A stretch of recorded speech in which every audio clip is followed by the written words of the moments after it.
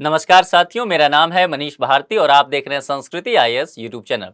साथियों, आज जिस टॉपिक पर हम बात करने वाले हैं वह सामाजिक न्याय के दृष्टिकोण से काफी महत्वपूर्ण हो जाता है और आज का यह मुद्दा काफी संवेदनशील भी हो जाता है। यदि यूपीएससी की लिहाज से इसकी बात करें तो यह टॉपिक जो है आपका पेपर 2 जो है सोशल जस्टिस और एथिक्स का, पेपर 4 जो है जीएस का, वहां भी काम आएगा। इसके अलावा निबंध का जो सेगमेंट है वहां भी यह टॉपिक काफी महत्वपूर्ण रहने वाला है।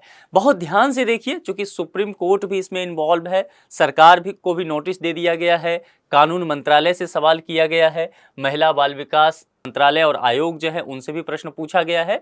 इसके अलावा इस याचिका पर अब यहां से चर्चा चल पड़ेगी, पॉक्सो एक्ट को लेकर के भी बातें करेंगे हम लोग, देखेंगे कि क्या उसमें प्रावधान है, क्या बातें की गई है।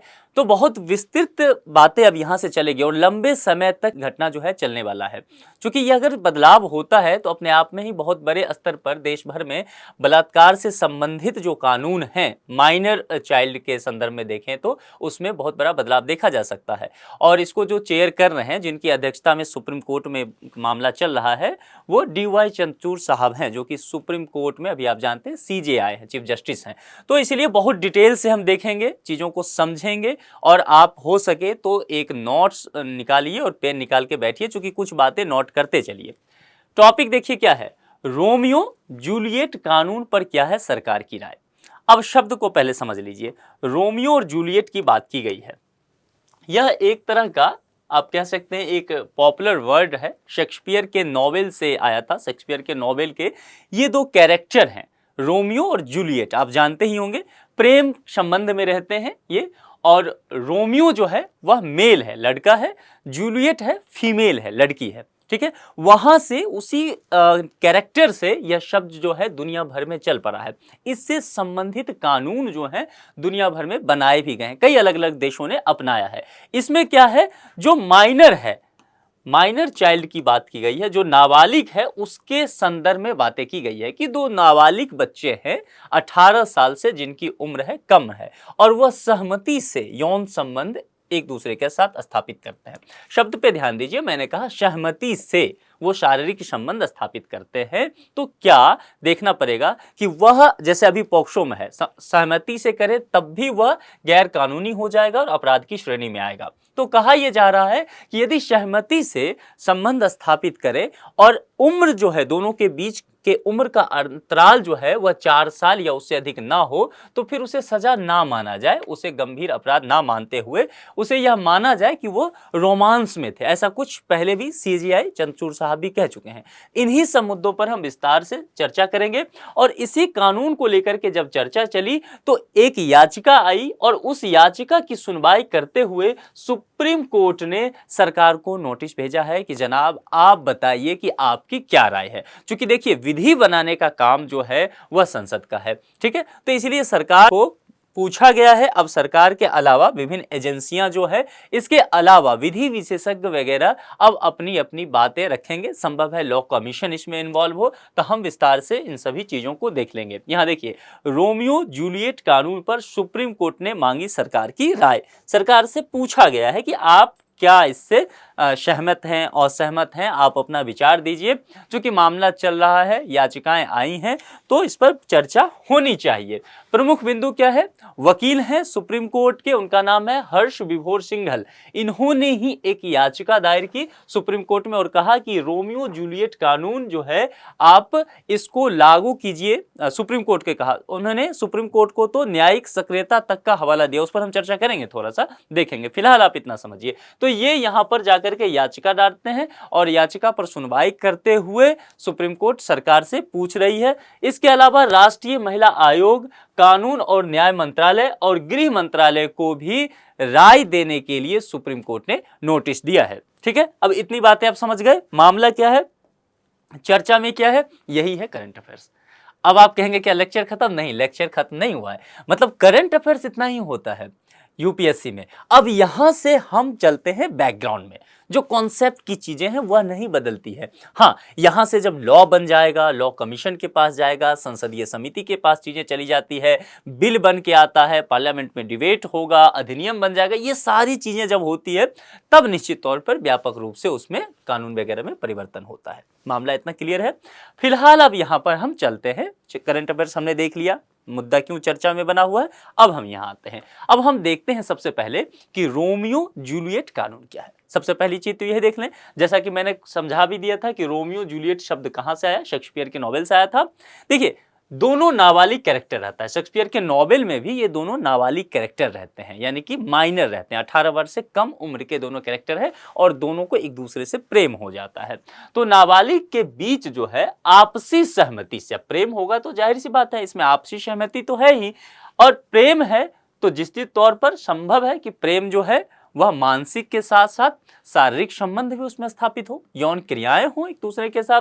तो आपसी सहमति से यदि यौन संबंध सहमति के साथ होता है तो उसे अपराध ना माना जाए, यह कानून यह कहता है। अब कई देशों में जो याचिका दायर की है, जो वकील साहब सुप्रीम कोर्ट में, उन्होंने यह भी हवाला दिया है कि देखिए, अब प्रोग्रेसिव माइंडसेट का काम कीजिए, हमारा देश जो है, हमारी समाज जो है इस लेवल के लिए तैयार है। तो कई देशों में रोमियो और जूलियट कानून लागू है, तो भारत में भी क्यों ना लागू किया जाए। इससे क्या होगा, अपराध बोध जो बच्चों के मन में रहता है उससे वह बाहर निकल सकेंगे। सामाजिक स्तर पर भी इसका बहुत बड़ा प्रभाव देखने को मिलेगा, लेकिन पॉक्सो एक्ट के साथ इसकी टकराहट भी देखने को मिलेगी, उस पर हम चर्चा करते हैं। अब सबसे पहले हम देखते हैं कि किन देशों में सहमति के साथ शारीरिक संबंध बनाने की उम्र क्या क्या है। ठीक है, मामला समझ गए। चलिए अब सबसे पहले देख लेते हैं किन किन देशों में। तो भारत में कितनी है, 18 साल, यानी कि भारत में 18 साल पे आपको बालिग माना जाता है। 18 साल से नीचे जो भी, चाहे वह बच्ची होती है या बच्चे होते हैं, यानी कि मेल फीमेल, उनके साथ कोई यदि शारीरिक संबंध स्थापित करता है तो पॉक्सो एक्ट लगेगा। ठीक है, गंभीर अपराध उसे माना गया है, इस बात को समझ लेना है। तो हमारे यहाँ 18 प्लस का मामला चलता है। बाकी देशों में क्या है, देखिए, नेपाल में जो है सहमति से शारीरिक संबंध बनाने की उम्र 20 साल रखी गई है। तो भारत में आप 18 साल तक फ्री हैं, लेकिन अगर नेपाल के वासी हैं आप तो 2 साल और इंतजार करना पड़ेगा आपको। और 18 साल भारत में मैंने पहले बताया। मैक्सिको में यह उम्र जो है 17 साल ही रखा गया है और जापान में तो 16 साल ही रखा गया है। भारत में भी ये मांग की जाती रही है कि जो पॉक्सो वाला मामला है उसको 16 साल कर दिया जाए 18 साल से। थाईलैंड में 15 साल है, जर्मनी में 14 साल में ही आपको बालिग मान लिया जाएगा, यानी कि आप सहमति से सेक्स कर सकते हैं, समस्या वहां पर नहीं है। फिलीपींस में तो मात्र 12 साल है और नाइजीरिया तो थोड़ा और आगे बढ़ गया, 11 साल है, थोड़ा कम है, 11-12 तो कम से कम नहीं होना चाहिए, 14-15 सबसे मामला शुरू हो जाए तो मतलब दिक्कत ना हो, ऐसा रोमियो जूलियट कानून में कहा जा रहा है। ठीक है, वैसे भारत में 18 साल है, तो आप भारत के हिसाब से ही लेकर के चलिए। वैसे मैं मान के चलता हूं आप सभी तो 18 साल से बड़े हैं ही। ठीक है, अब याचिका में क्या मांग की गई है उसे देख लेते हैं। नाबालिगों के बीच सहमति से बने यौन संबंधों के मामले में बलात्कार से जुड़े कानून को यह चुनौती देता है। कहां पर, नाबालिगों के सहमति और यौन संबंध, इतनी बातें याद रखनी है। ठीक है, वर्तमान में 18 साल से कम उम्र के लड़के लड़कियों द्वारा अपनी मर्जी से बनाए गए शारीरिक संबंध जो है कानूनी तौर पर अपराध माने जाते हैं, सजा का इसमें प्रावधान है। इस उम्र में ये याचिकाकर्ता कह रहे हैं कि देखिए, यह उम्र जो है, अब कोई 16 साल का है, 17 साल का है, तो किशोर जो है वो शारीरिक रूप से भी, मानसिक रूप से, सामाजिक तौर पर भी ज्यादा परिपक्व अब हो जाता है। हम डिजिटल एज में हैं, सबके हाथ में स्मार्टफोन है, एक क्लिक में सब कुछ उसके पास उपलब्ध है। हाँ, निश्चित तौर पर उसकी ज़रूरत के हिसाब से प्रयोग करना उसे आना चाहिए, ऐसी बातें कही गई है। तो इनका कहना है कि अब जो है समय के साथ ऐसा देखा जा रहा है कि किशोर जो है फैसला लेने के लिए, इन सब चीज़ों की फैसला लेने में सक्षम हैं, तो सोच समझकर उन्हें इस तरह की आज़ादी देनी चाहिए, वो अपना आज़ादी का फैसला ले सकते हैं, यह बातें की गई है। यहाँ पर याचिकाकर्ता ने एक बात और कही है और वह बात हमारे लिए बहुत जरूरी है, नोट कर लीजिए। ये 2 अनुच्छेद की चर्चा की गई है, मैंने दोनों अनुच्छेद पर पहले आपको पढ़ाया बताया हुआ है। यहाँ पर हम बहुत डिटेल्स में नहीं जाएंगे, लेकिन फिर भी बताना मेरा फर्ज है और मैं बताऊंगा भी। सुप्रीम कोर्ट को इन्होंने अनुच्छेद 32 याद दिलाया है और अनुच्छेद 142 याद दिलाया है। अब अनुच्छेद 32 और 142 क्या है? देखिए, अनुच्छेद 32 जो है वह आप जानते हैं कि फंडामेंटल राइट से संबंधित है ना, संविधान का भाग 3 है। तो जब भी इन चीजों को पढ़े ना तो ऐसे रिवीजन करके पढ़े।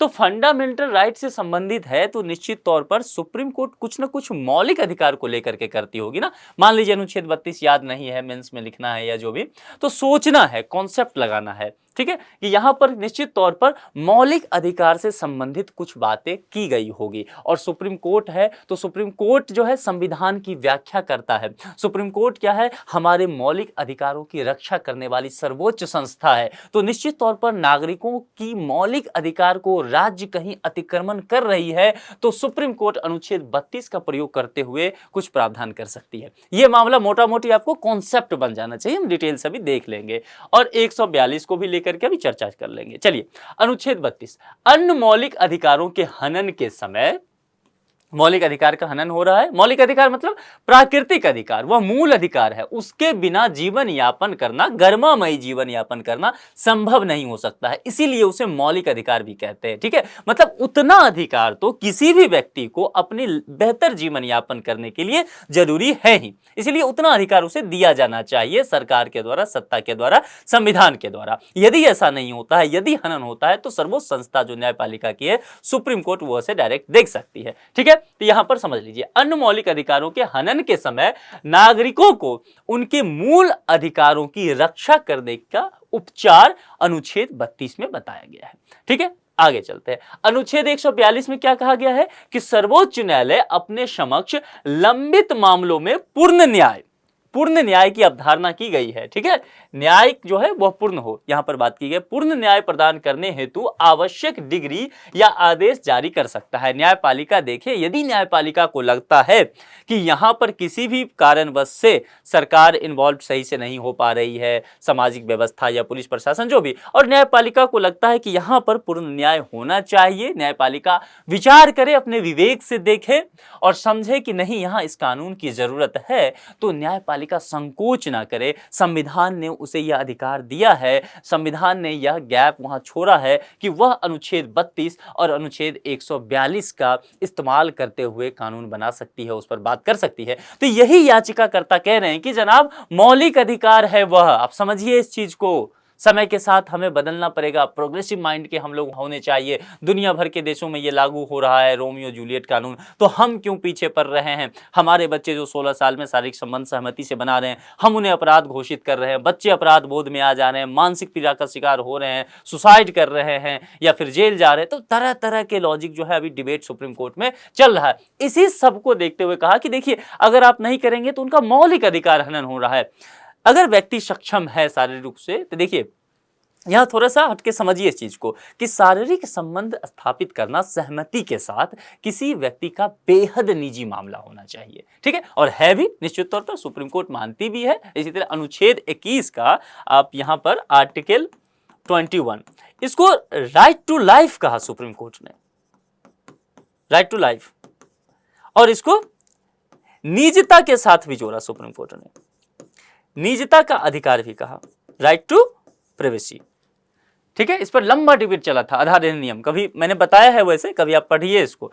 आर्टिकल 21 ये यूपीएससी ने पूछा हुआ है, प्रीलिम्स में अपने क्वेश्चन में डायरेक्ट पूछा हुआ था, शायद 2019-20 का, आप देख लीजिएगा एक बार कि आर्टिकल 21 जो है वह निजता के अधिकार से उस पर पूछ दिया था, क्योंकि आधार अधिनियम आया था उस समय। ठीक है, तो उसको संदर्भ में ये बातें की गई थी। तो कहने का मतलब ये है कि ये मौलिक अधिकार है, शारीरिक संबंध बनाना किसी का बेहद निजी मसला है, उसका मौलिक अधिकार है, लेकिन सरकार जो है उसमें अंकुश लगा रही है और सहमति के साथ है। और सहमति के साथ तो किसी भी उम्र में यदि किसी व्यक्ति के साथ आप असहमति के साथ शारीरिक संबंध बनाना चाहते हैं तो वह बलात्कार है, वह रेप केसेस है।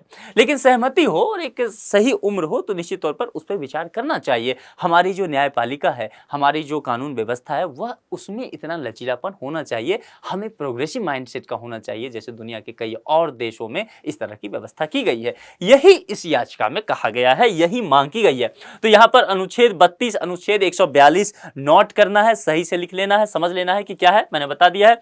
आर्टिकल 21 आपका होमवर्क रहा, वैसे मैंने बता दिया है क्या है, आप कमेंट बॉक्स में लिख के बताइए। जैसा कि आप लोग बहुत ये कर भी रहे हैं, मुझे अच्छा लगता है, क्योंकि देखिए आपसे संवाद करने का मेरा एक ही तरीका है, कमेंट्स में देखना, क्योंकि ये कैमरा है, मैं कैमरा से आप मुझे देख रहे हैं और उसके बाद मैं कमेंट बॉक्स से आपको देख रहा हूं। तो आप कितना समझ रहे हैं आर्टिकल 21 पर, आपके विचार क्या हैं? ये बड़ा ज्वलंत मुद्दा है, आप सबों के अलग अलग विचार हो सकते हैं। आप में जो फीमेल कैंडिडेट देख रही हैं उनकी अलग विचार हो सकता है इस मुद्दे पर, जो मेल कैंडिडेट देख रहे हैं उनका अलग विचार हो सकता है। कुछ नाबालिग देखेंगे वो अलग तरह सोच रहे होंगे, कुछ गार्जियन देखें वो अलग तरह सोच रहे हैं। तो आपका क्या विचार है, आप क्या कहना चाह रहे हैं, जरूर कमेंट बॉक्स में लिखिए, हम उसको समझेंगे। चलिए आगे बढ़ते हैं। अब वर्तमान में भारत में कानून क्या है इससे संबंधित, इसे देख लेते हैं। भारत में बच्चों को यौन अपराध से बचाने के लिए protection of childrens for sexual offence act 2012 लागू किया गया है, जिसे पॉपुलर वे में हम लोग पॉक्सो कहते हैं। इसके अलावा पॉक्सो पर हम चर्चा करेंगे। इसके अलावा भारतीय दंड संहिता मतलब आईपीसी की बात की गई, ध्यान रखिएगा। हालांकि अभी आईपीसी वगैरह खत्म होने वाला है, एक लेक्चर लिया था मैंने इस पे कि आईपीसी, सीआरपीसी और जो है एविडेंस एक्ट, भारत सरकार ने बिल लाया है, वो लॉ कमीशन के पास चला गया है, उस पर लॉ कमीशन काम कर रही है। तो आने वाले समय में इसमें व्यापक परिवर्तन आपको देखने को मिलेगा। लेकिन फिलहाल जो बातें की गई है कि भारतीय दंड संहिता की धारा 375, इसको आप नोट कर लीजिए, बहुत जरूरी है। देखिए जब भी इस टॉपिक पर चर्चा है, नाबालिग और यौन संबंध दोनों एक साथ जुड़ जाए, आपको दो चीज आंख मूंद करके तैयार कर लेना है, एक है पॉक्सो, दूसरा है 375। ठीक है, आंख बंद के दो चीज तैयार कर लीजिएगा, क्योंकि मुद्दा यहीं से जाके जुड़ेगा। तो धारा 375 के अंतर्गत 16 साल से कम उम्र की लड़की के साथ सहमति से यदि संबंध बनाया जाता है तो यौन संबंध वह क्या होगा, बलात्कार माना जाएगा। ध्यान देना है, पॉक्सो के तहत 2012 में आया, तो इसमें क्या कहा गया कि चाहे वह बच्चा हो, नाबालिग हो, लड़का हो, लड़की हो, कोई इशू नहीं है, जेंडर डिफरेंस नहीं किया गया उसमें। और 375 कहता है कि 16 साल से कम उम्र की लड़की यदि है, उसके साथ सहमति से भी यदि शारीरिक संबंध बनाया है, लड़की की सहमति है लेकिन फिर भी शारीरिक संबंध बना है, तो वह बलात्कार के केस में आएगा। क्योंकि माना गया है कि उस उम्र में वह बहुत सोच समझ नहीं रखती है, तो संभव है कोई व्यक्ति बहला फुसला करके उसके साथ शारीरिक संबंध बना सकता है, तो उसकी सहमति को भी असहमति कानून ने माना है। इस बात को आपको समझना होगा। तो यही सब डिबेट है, देखिए समय के साथ डिबेट और विस्तृत होता चला जाएगा, जैसे जैसे समाज परिपक्व होता है ना, कानून में उसी तरह से बदलाव होता जाता है। ठीक है, यहां पर देखिए पॉक्सो एक्ट क्या है उसको जरा सा मैं दिखा देता हूं, बता देता हूं। 14 नवंबर 2012 से देश भर में लागू हुआ था पॉक्सो एक्ट। यौन उत्पीड़न, शोषण और पोर्नोग्राफी जैसे मामलों में सजा और जुर्माने का प्रावधान यह करता है। 18 साल इसमें उम्र दी गई है कि 18 साल से कम जितने भी नाबालिग हैं, यदि उनके साथ ये घटनाएं होती है यौन संबंध की, उनके सहमति के साथ भी, तब भी यहां पर वो कानून के दायरे में आ जाएगा। यह कानून पूरे भारतवर्ष में लागू होगा और स्पेशल कोर्ट में कैमरे के सामने इसकी सुनवाई कराई जाती है। कानून में क्या क्या प्रावधान है, तो फिजिकल के साथ साथ ऑनलाइन हैरेसमेंट को भी कवर किया गया है, यानी कि अश्लील चीजें यदि किसी बच्चे को आप मोबाइल फोन पे दिखाते हैं, जैसे कि पोर्नोग्राफी दिखाते हैं, या कोई भी जो यौन क्रियाओं से संबंधित हो, सेंसिटिव हो, यानी कि आप टच भी उसे करते हैं, bad touch, good touch, bad touch आप जानते हैं, तो बैड टच भी किसी नाबालिग को आप करते हैं जो 18 साल से कम उम्र के हैं, तो आप पर पॉक्सो एक्ट लगेगा। बहुत बड़े बड़े लोग जेल की हवालात में अभी हवा खा रहे हैं इसी कानून की वजह से, और ये बेहतर है। बच्चों को यौन उत्पीड़न से बचाने का मेरी नजर में सबसे अच्छा कानून अगर यदि कोई भारत में आया है तो वो पॉक्सो एक्ट है, और यह बहुत जरूरी था। और इससे देखा भी गया है, बहुत सारे आंकड़े रिपोर्ट निकल के आए हैं विभिन्न मंत्रालय के, विभिन्न एजेंसियों के, जो ये बता रहे हैं कि पॉक्सो एक्ट लगने के बाद जो है निश्चित तौर पे बच्चों की जो यौन संबंधी सुरक्षा है वो बढ़ा है, तो ये बेहतर है। हालांकि समय के साथ परिवर्तन की बात तो इसमें भी की ही जा रही है। जस्टिस चंद्रचूड़ क्या कहते हैं, जो कि अभी हमारे सीजे आए हैं, इन्होंने भी कुछ कहा है, रोमियो जूलियट कानून के संदर्भ में कह रहा हूं, इनका कुछ कहना है। क्या कहा इन्होंने दिसंबर 2022 में, देखिए जस्टिस चंद्रचूड़ साहब के बारे में ना हम चर्चा इनके स्टेटमेंट में करने से पहले एक बात समझ लीजिए, ये व्यक्ति जो है बेहद प्रोग्रेसिव माइंडसेट के आदमी हैं, प्रगतिशील विचारधारा इनका है, कानून में लचीलापन ये लाना चाहते हैं, समय के साथ ये समझते हैं कि समाज जिस तरह से चल रहा है कानून भी वैसा ही कदम ताल करते हुए चलता रहे। ठीक है, ताकि कानून के साथ साथ व्यक्ति जो है, ऐसा नहीं होना चाहिए ना कि व्यक्ति पर कानून थोपा चला जाए। ठीक है, व्यक्ति उससे शोषित महसूस कर रहा है, ऐसा नहीं होना चाहिए, फिर गर्मामयी जीवन उस देश के नागरिक नहीं जी पाएंगे। क्योंकि सुप्रीम कोर्ट जो है वह न्याय की सबसे बड़ी संस्था है, इसीलिए सुप्रीम कोर्ट का काम है कि इन सब चीजों को देखे। और अच्छी बात है कि सीजेआई इस चीजों को देखते हैं, प्रगतिशील विचारधारा के हैं और बहुत मुखर हैं, जगह जगह के जाते हैं स्पीच में, सेमिनार में, और बोलते भी हैं, खुल के बोलते हैं। बाकी सीजेआई वगैरह थोड़ा चुप रहते थे, सोचते थे न्यायपालिका के अंदर ही बात किया जाए। ये हैं कि एकदम खुल के अपने विचार रखते हैं और डिबेट को पसंद करते हैं। ये अच्छी बात है, बहस होनी चाहिए, चर्चाएं चलनी चाहिए, तभी तो समाज परिपक्व होता है। दिसंबर 2022 में जस्टिस चंद्रचूड़ ने कानूनी सुधार की गुंजाइश जताई थी इस मामले को लेकर के, ताकि पॉक्सो जैसे सख्त कानून की वजह से नाबालिगों के रिश्तों को हमेशा अपराध के दायरे में ना रखा जाए। अब देखिए, मैंने पहले कहा था, कोई लड़का और लड़की है, कॉलेज में पढ़ते हैं, उनकी उम्र 16-17 साल की रही हो, भैया इतना सक्षम है कि प्रेम हो सकता है दोनों में। तो यदि दोनों में प्रेम हो गया, और दोनों प्रेम जब भी होगा तो हम ये मान के तो नहीं चलेंगे कि वह मानसिक प्रेम ही होगा, सिर्फ पसंद कर रहे हैं, एक दूसरे को देख के बस स्माइल पास कर रहे हैं, हाय लो कर रहे हैं। भाई वो एक समय के साथ संभव है शारीरिक प्रेम में तब्दील हो जाए, शारीरिक रूप भी लेगा। तो यदि शारीरिक रूप लेता है और वो 16-17 साल के हैं, तब आप हमेशा उनके मन में भी रहेगा। यदि वो जान गया उनके बारे में कोई, तब तो वो लड़का तो जेल जाना तय है, ठीक है, लेकिन उनके मन में भी रहेगा कि अपराध बोध कहीं न कहीं दिखेगा। तो ऐसा नहीं होना चाहिए। उनका एक प्रेम का संबंध है, वह प्रेम अपराध में ना आ जाए। भाई प्रेम तो अपराध में आ गया तो फिर प्रेम का क्या महत्व है। तो कानून में इतना लचीलापन होना चाहिए, यही बात ये कह रहे हैं। मुख्य न्यायाधीश का कहना था कि कर्नाटक और मध्य प्रदेश समेत कई हाईकोर्ट हैं जिन्होंने भी इस बात की सहमति दी है कि निश्चित तौर पर समय आ गया है कि इस कानून में हम थोड़ा सा बदलाव करें। पॉक्सो को लेकर के भी इस बात की चर्चा की जाती रही है। अच्छा, एक आंकड़ा है, बेहद चौंकाने वाला आंकड़ा है, इसको देखिए और बड़ा इंटरेस्टिंग है। इस पर आप लोग क्या सोचते हैं कमेंट बॉक्स में जरूर लिखिएगा। मैं तो जब इसे पढ़ रहा था तो बड़ा मुस्कुरा रहा था मैं, आप लोग भी मुस्कुराएंगे जरूर। देखिए, राष्ट्रीय परिवार स्वास्थ्य सर्वेक्षण, इसकी जो रिपोर्ट आई है, सर्वे इसका 5वां, उसमें कहा गया है, एक मामले का खुलासा हुआ है। महिलाएं हैं, सैंपल तैयार किया गया, उन महिलाओं से पूछा गया उनकी यौन क्रियाओं के बारे में, और उन महिलाओं से पूछा गया कि पहली दफा अपने जीवन में वह यौन क्रियाएं जब स्थापित की थी किसी भी पुरुष के साथ, तो उनकी उम्र क्या रही थी। ठीक है, सर्वे का प्रश्न आप जान गए। उसके बाद महिलाओं ने जवाब दिया, और देश की 39% महिलाओं ने कहा कि जब वह पहली बार किसी के साथ यौन संबंध बनाई थी तो उनकी उम्र 18 साल से कम रही थी। तो आप समझ सकते हैं 39% महिलाएं ऐसी रही हैं। अच्छा, ये 39 पर दोनों नजरिए से देखिए, इसमें बहादुरी इन महिलाओं की देखिए कि इन्होंने एक्सेप्ट किया, सबसे बड़ी बात है ना। ये पता चलता है कि हमारे देश की महिलाएं जो मुखर हैं, अपने यौन इच्छाओं को लेकर के, अपनी जो उनकी क्रियाकलाप है उसको लेकर के वो मुखर हो रही हैं, उनको किसी बात के लेकर के इससे परेशानी नहीं। ये अच्छी बात है, महिला सशक्तिकरण के तहत जोड़ के देख सकते हैं, है ना। और दूसरी बात यहाँ आप ये भी देख सकते हैं कि बहुत सारी महिलाएं ऐसी भी तो रही होगी जिन्होंने इस सर्वे में यह जवाब नहीं दिया होगा, छुपा लिया होगा। उनका भी संबंध जो है, यौन संबंध किसी पुरुष के साथ 18 वर्ष से पहले ही हो गया होगा, लेकिन उनको लगा होगा कि लाज शर्म की बात है, समाज क्या कहेगा, लोग क्या सोचेंगे, जज करेंगे वगैरह वगैरह। यौन क्रियाएं जैसा ही आता है तो फिर आदमी जो है वहां धुआं हो जाता है। तो अच्छे खासे लोग इस मामले में मतलब संकुचित हो जाते हैं। तो यहाँ पे बहुत सारी महिलाएं जो है जवाब नहीं भी दी होगी। मान लेते हैं मोटा मोटी 39% तो ये रहा है, थोड़े और हो जाएगा तो मामला 50% के आसपास है, कि मोटा मोटी ऐसा मान सकते हैं कि महिलाओं की आधी आबादी पहली दफा जब उनका यौन संबंध हुआ था तो 18 साल से कम रही होंगी।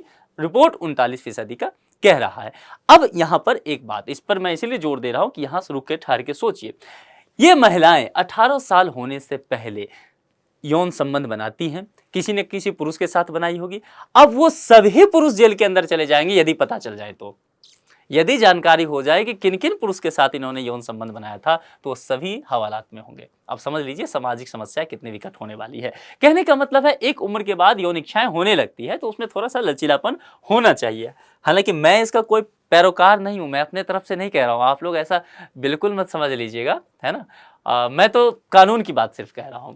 अच्छा, इसके पक्ष में क्या तर्क की दिए जा रहे हैं? इस कानून के पक्ष में, रोमियो जूलियट कानून जो है इसके पक्ष में कहा जा रहा है कि लड़की और लड़कियां जो है 18 साल से कम आयु में यौन संबंध बना रहे हैं, यानी कि अमूमन देखा जा रहा है, अब उस तरह का कल्चर हो गया है। ठीक है, समाज में जो है लचीलापन आ रहा है, उदारपन आ रहा है, और जैसे भी किसी भी समाज में शादी की उम्र बढ़ती है, विवाह का उम्र अगर बढ़ेगा तो विवाह से पूर्व प्रेम प्रसंगों को आपको एक्सेप्ट करना पड़ेगा, किसी भी समाज में यदि ऐसा होता है, ठीक है, समाज में खुलापन भी जैसे जैसे आएगा, शहरी व्यवस्था जैसे जैसे शहरीकरण बढ़ती चली जाएगी, तो वहां पर यौन इच्छाएं जो है व्यक्ति का, अब विवाह नहीं हो रहा है तो यौन कुंठित होने से अच्छा है कि कहीं ना कहीं व्यवस्था तो ही जाता है। तो कहने का तात्पर्य यह है कि यहाँ पर ऐसा माना जा रहा है, विभिन्न विशेषज्ञ सामाजिक वैज्ञानिक ये कह रहे हैं कि अभी देखा मैंने रिपोर्ट ही बताया आपको, महिलाएं खुद एक्सेप्ट कर रही हैं, तो यौन संबंध स्थापित हो रहे हैं। अब इसमें ये सब अपराध के तहत आ जाएंगे। तो कानून के समक्ष जब ऐसे युवाओं के मामले सामने आते हैं तो देखा जाता है कि परिवार जो है वो इज्जत से जोड़ लेते हैं। अब आपके शरीर का कोई एक अंग आपका इज्जत डिफाइन थोड़ी कर सकता है। शरीर के किसी एक हिस्से से आपका मान सम्मान और इज्जत जुड़ा हुआ नहीं है। खास करके जब यूपीएससी की तैयारी करने आए हैं तो इन सब चीज़ों को लेकर के बहुत मैच्योर हो जाइए, बहुत परिपक्वता के साथ सोचा कीजिए। ये नहीं कि यौन टॉपिक आ गया और सेक्सुअल चीज़ों की बात कर रहे हैं तो एकदम नाक कान सब एकदम लाल हुआ जा रहा है, शर्माए जा रहे हैं। नहीं, परिपक्वता आनी चाहिए आप में, क्योंकि आप इन सब चीज़ों पे काम करेंगे, आगे चल के अधिकारी बनेंगे।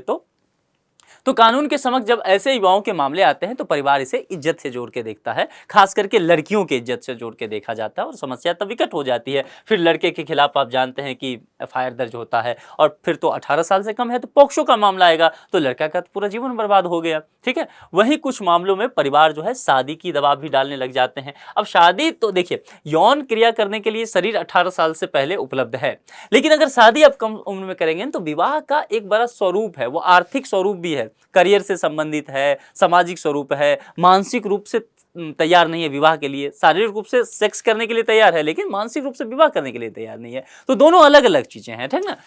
जो विवाह है ना वह एक सामाजिक क्रिया है और शारीरिक संबंध एक प्राकृतिक क्रिया है, दोनों में डिफरेंस है। अलग बात है कि समाज जोड़ के देखती है, तो यही यहाँ पर कहा जा रहा है कि फिर वो दबाव देने लगते हैं शादी वगैरह का, और फिर समस्या आती है। पॉक्सो कानून आने से पहले अगर लड़के और लड़की 15 साल के होते थे और शादी कर लेते थे तो सजा माफ हो जाती थी। यदि दोनों के बीच शारीरिक संबंध हो गया और शादी हो गई तो सजा माफ हो जाती थी। ऐसा मामला अब नहीं है। विपक्ष में क्या तर्क दिया जा रहा है, रोमियो जूलियट कानून के विपक्ष में क्या तर्क दिया जा रहा है, समझिए। कम आयु में युवा रोमांटिक रिश्तों में संबंध बना रहे हैं।